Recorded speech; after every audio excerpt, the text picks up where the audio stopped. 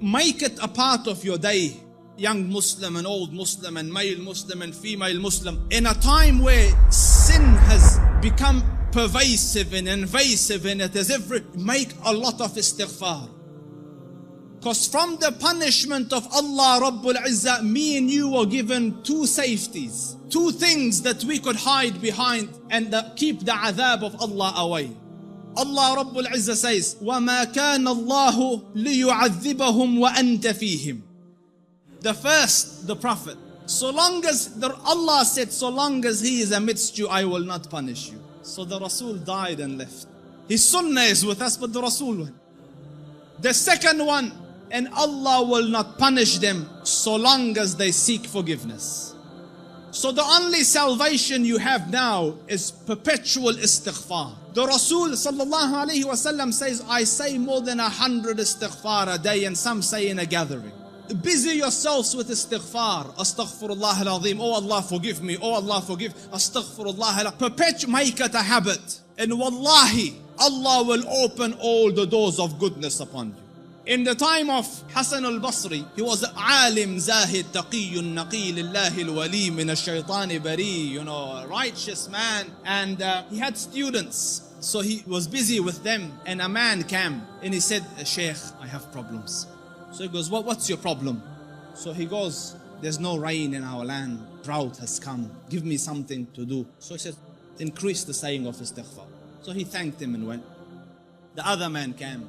Sheikh, poverty has struck us. There's no income, no money. So he said, say istighfar, increase the saying of istighfar. And his students are watching. Third person came. Sheikh, I can't have children. So increase the saying of istighfar. So the students look at the Sheikh, every person came with whatever sickness, you have one medication, just injecting everyone the same thing. What's going on? So the Sheikh said, it's from the Quran. فَقُلْتُ اسْتَغْفِرُوا رَبَّكُمْ إِنَّهُ كَانَ غَفَّارًا يُرْسِلِ السَّمَاءَ عَلَيْكُمْ مِدْرَارًا وَيُمْدِدْكُمْ بِأَمْوَالٍ وَبَنِينَ وَيَجْعَلْ لَكُمْ جَنَّاتٍ وَيَجْعَلْ لَكُمْ أَنْهَارًا. Make istighfar of Allah. Allah will send the sky down with helpful rain for you. He will bestow you with wealth and progeny and make your gardens grow, and around it springs of water will come. All for the saying of istighfar and the returning to Allah Rabbul Izzah with seeking forgiveness of Allah Rabbul Izzah. Make istighfar, Muslims. Amidst the scholars of the past, one of the famous ones is Ahmad bin Hanbal.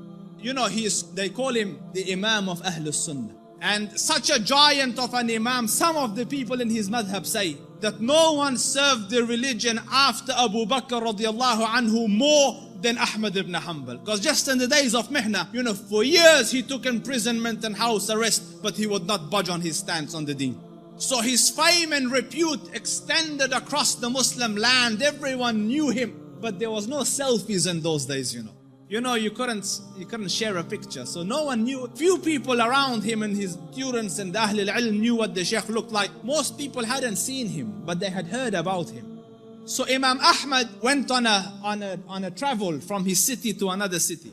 And when he reached that city, night befell him. He was in a masjid and he was trying to sleep in the masjid, because in those days there was no hotels and things.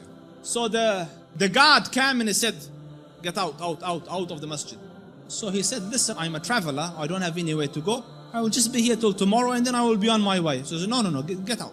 So the Shaykh went and sat outside the door. Can you imagine? This was a man, who, when he used to walk, hundreds would be walking with him and they would kiss his head and hold his books. Imam Ahmad was Imam Ahmad.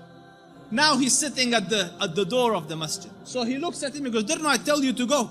He goes, I'm outside. He goes, no, get out. So he said, listen, it's just...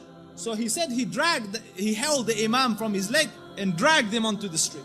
Imam Ahmad. So, and the Shaykh, subhanallah, And when he's landed in the middle of the road, across the road was a baker, the one that makes bread. So the baker saw him and he goes, listen, he sees in him signs of piety and taqwa. So he goes, come here and sleep in my bakery, and I am making the dough all night and fixing the bread, because people will come at Fajr to buy, but you sleep here as I'm doing my work.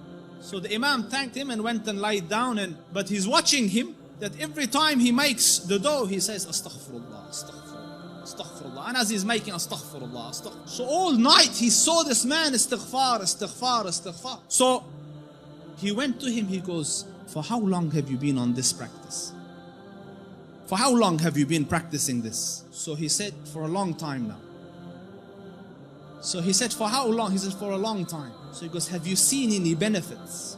Because no one can be so consistent and perpetual on dhikr and on istighfar and Allah not grant him some favor. So he goes, I've realized that whatever dua I ask, Allah grants me, except for one dua that he hasn't accepted. So he said, what dua was this? He said, I prayed that, Ya Rab, let me see Imam Ahmad bin Hanbal, and so far I haven't seen him. So the Shaykh said, he goes, Subhanallah, he dragged me by my feet to come into your bakery, simply cause, imagine, out of my city into his house, out of his house when I was refusing, dragged me by my feet so that I could come and answer to your dua.